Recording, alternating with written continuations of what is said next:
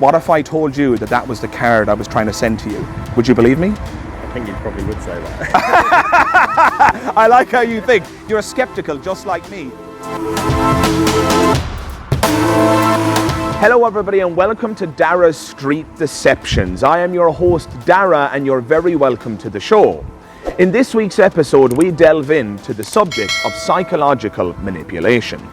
Is it possible to implant thoughts and influence people's behaviour? I'm sure some of you sitting at home already believe that it's a foregone conclusion. After all, don't advertisers use these techniques to influence us on a daily basis around the globe? These are interesting thoughts. The question is, can they be applied on the street? At a very basic level, if I tell you, don't think of the two of clubs, to merely understand the statement, you have to think of the two of clubs. But what if this principle could be applied in a much more subtle manner? I'm sure you will agree with me when I say that such a power would be absolutely priceless. Stick around and we'll get into it right after this. What the f***? What the f***?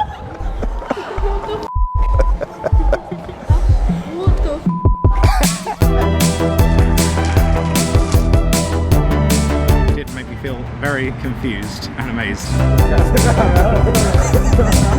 It's too early in the morning for this. I've always liked the behind the scenes of it and trying to catch the magicians out, and I wasn't able to do it.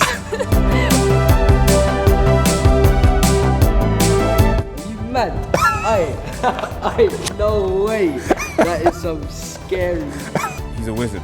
That's all I have to say. He's a wizard.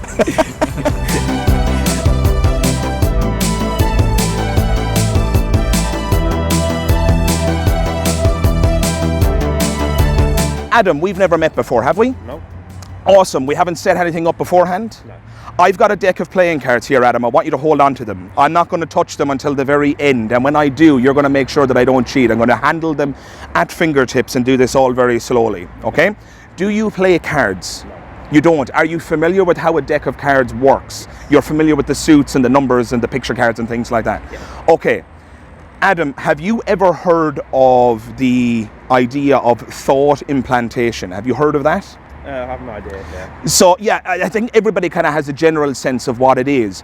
Advertisers are, the masters of this, right? So sometimes you'll just see a colour and you'll think, I really want a Big Mac. And it's because McDonald's has marketed their food products so effectively using that yellow and the golden arches, right? Mm-hmm. So thought implantation is kind of misunderstood. It's more about influence. And what I'm doing right now, believe it or not, every single word I've chosen up to this point, I've chosen very carefully. Because what I'm trying to do is manipulate you in a certain direction. Mm-hmm. That's a big claim, and you're thinking right now, he's full of... I won't finish that sentence. But you get what I'm saying, right? So I'm going to get you now to generate a supposedly random card in your mind. Mm-hmm. Could you do that now?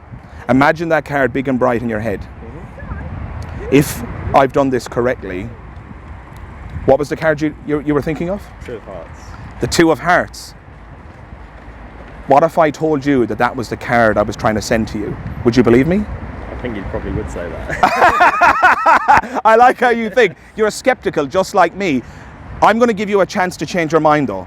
And I know what you're thinking right now. He wants me to change my mind because I've got it wrong. Or maybe that's exactly what I was hoping you'd think.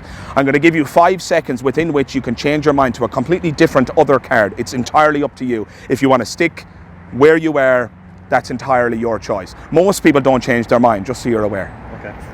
5, 4, 3, 2, 1. Are you sticking with the Two of Hearts? No. Oh, you're changing your mind. What are you changing your mind to, Adam? The Three of Hearts. The Three of Hearts. Okay.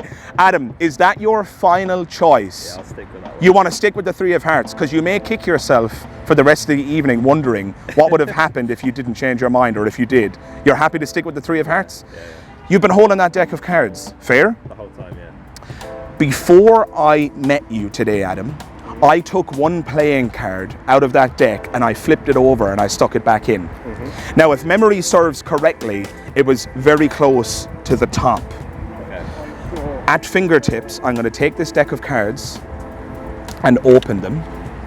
I want you to hold on to the box, make sure there's nothing else inside. Okay. Right? Yep. And inside in this deck of cards, Adam, there is one card facing the opposite direction, only one, and that's the card you thought of. The three of cards. That's good. Very impressive. Thank you very much, Adam. Thank you very much. I really do appreciate it.